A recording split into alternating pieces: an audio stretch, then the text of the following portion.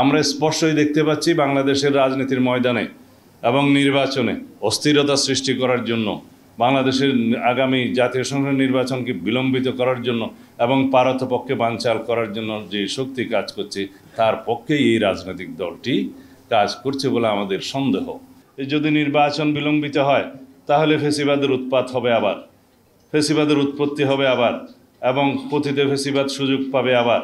কেউ কেউ তাদের নেতৃবৃন্দ নাকি বলছে যে সংসদ সদস্য বা জাতীয় সংসদ নির্বাচনের কথা বলা আছে সংবিধানে, কী পদ্ধতিতে হবে সেটা নাকি বলা নাই।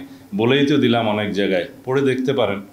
বলছে পিআরে হবে না অন্যভাবে হবে, সেটা নাকি বলা নাই, স্পষ্ট বলা আছে। আর তাছাড়া কেউ যদি পিআর পদ্ধতি চায় তারা স্বাধীনভাবে তাদের নির্বাচনী ইশতেহারে সেটা প্রকাশ করুক, জনগণের কাছে যাক। জনগণ যদি তাদের ইশতেহারের পক্ষে ভোট দেয় তখন তারা সেটা বাস্তবায়ন করবে।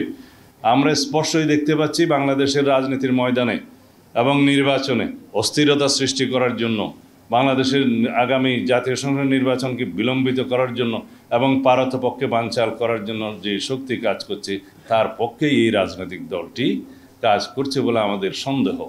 কারণ বাংলাদেশে যদি নির্বাচন বিলম্বিত হয় তাহলে ফ্যাসিবাদের উৎপাত হবে আবার, ফ্যাসিবাদের উৎপত্তি হবে আবার এবং পতিত ফ্যাসিবাদ সুযোগ পাবে আবার।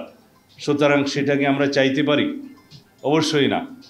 বাংলাদেশে যদি নির্বাচন বানচাল হয় তাহলে অগণতান্ত্রিক শক্তির উত্থান হবে অবশ্যম্ভাবীভাবে। সেটা কি আমরা চাই? যদি না চাই, এত রক্তের বিনিময়ে গণতান্ত্রিক অধিকার ফিরে পাওয়ার জন্য আমরা গণ-অভ্যুত্থান করেছি, আমাদের সেই অধিকার যেন আমরা বাস্তবায়ন করি।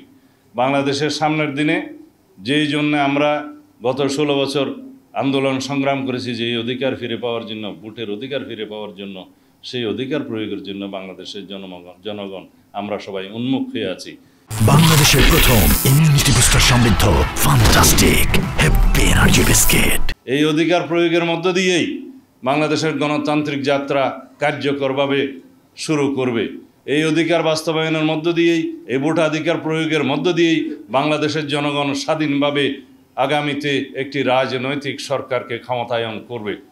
যারাই পার্লামেন্টে যাবে তাদের দায়বদ্ধতা থাকবে এবং আগামী দিনে যে সমস্ত সংস্কার কর্মসূচিতে আমরা বাস্তবায়নের জন্য জাতীয় ঐক্যমত্য কমিশনে একমত হচ্ছি, সেগুলো বাস্তবায়নের জন্য তারা দায়বদ্ধ থাকবে, প্রতিশ্রুতিবদ্ধ থাকবে।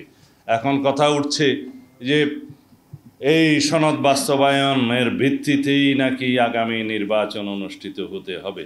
অবশ্যই যে সমস্ত প্রতিশ্রুতিসমূহ জাতীয় ঐক্যমত্য কমিশনের মাধ্যমে সবাই মিলে ঐক্যমত্য হয়েছে সেগুলো বাস্তবায়িত হয়েই যাচ্ছে। শুধুমাত্র সংবিধানের অংশটুকু, যেই অংশটুকু বাস্তবায়নের জন্য পরবর্তী পার্লামেন্টের প্রয়োজন এবং সংবিধান সংশোধনের নির্ধারিত প্রক্রিয়া প্রয়োজন, সেই অংশগুলোতে প্রতিশ্রুতি বাস্তবায়নের জন্য পরবর্তী জাতীয় সংসদকেই দায়িত্ব দিতে হবে। এটা হচ্ছে আমাদের বক্তব্য। কেউ কেউ বলছে এই দাবি এখনই বাস্তবায়ন করতে হবে কনস্টিটিউশনাল অর্ডারের মধ্য দিয়ে। এখানে সুস্পষ্ট বক্তব্য হচ্ছে কনস্টিটিউশনাল অর্ডার কে জারি করবে, কে বাংলাদেশের জনগণ কাকে ক্ষমতা দিয়েছে, সেটা কোন ফোরামে জাতীয় সংসদ ছাড়া এই সংসদ পরিবর্তন করা যায়। সেজন্য আসুন, আমি আহ্বান জানিয়েছি, সুপ্রিম কোর্টের একটা মতামত নেই যে এই সরকারের সেই সংবিধান পরিবর্তনের ক্ষমতা আছে কিনা, অন্য কোনো প্রক্রিয়ায় অন্য কোনো কর্তৃপক্ষ, জাতীয় ঐক্যমত্য কমিশন বা কোনো রাজনৈতিক দল সেই সংবিধান পরিবর্তনের ক্ষমতা রাখে কিনা। এই সংবিধান যদি পরিবর্তন হয় কোনো একটা নির্বাহী অথবা কনস্টিটিউশন অর্ডারের মধ্য দিয়ে, তাহলে দুইটা কনস্টিটিউশন বিরাজমান হবে। বিচার বিভাগ কোন কনস্টিটিউশন মানবে, কোন পদ্ধতিতে বিচার হবে। যে কোনো জনগণ তার সাংবিধানিক অধিকার আছে আদালতে যে জিজ্ঞেস করার যে আমার ব্যক্তিগত এবং সম্পত্তি এবং জানের বিভিন্ন ক্ষয়ক্ষতি হওয়ার সম্ভাবনা আছে বিভিন্ন ইস্যুতে, সুতরাং আমি এই সংবিধান কোনটা মানব, কিভাবে পরিবর্তিত হলো, আপনারা এই রিট আমি দায়ী করলাম, যে কোনো জনগণ বলতে পারে সেই রিটের ভিত্তিতে সুপ্রিম কোর্ট বা হাইকোর্ট কী বলবে। আমরা সেই প্রশ্নে বলেছিলাম যে 106-এ আসুন, যে পদ্ধতিতে আমরা সুপ্রিম কোর্টের মতামত চাইতে পারি, অ্যাডভাইজারি রুল দেওয়ার ক্ষমতা আছে, সেখানে যাই।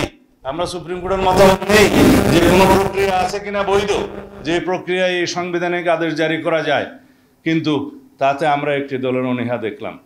আমরা যখনই একটা বৈধ প্রক্রিয়ার কথা বলি তখন তারা বলে জনগণের অভিপ্রায় এখানে চূড়ান্ত।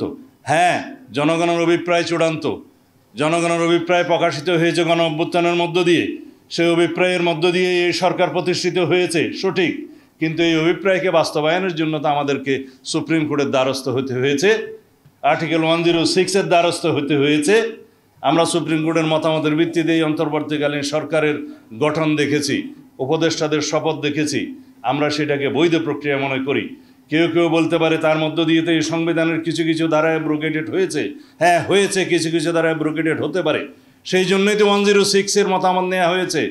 যখন সুপ্রিম কোর্ট বলল রাষ্ট্রপতিকে যে 106 অনুসারে আপনারা অন্তর্বর্তীকালীন সরকারের প্রধান উপদেষ্টা এবং অন্যান্য উপদেষ্টাদের শপথ গ্রহণ করাতে পারেন, সেখানেই বৈধতাটা দেয়া আছে। সুতরাং যারা বলছে অ্যাব্রোগেটেড হয়েছে, সেই অ্যাব্রোগেটেড পোর্শনটা এখানেই কভার করা আছে।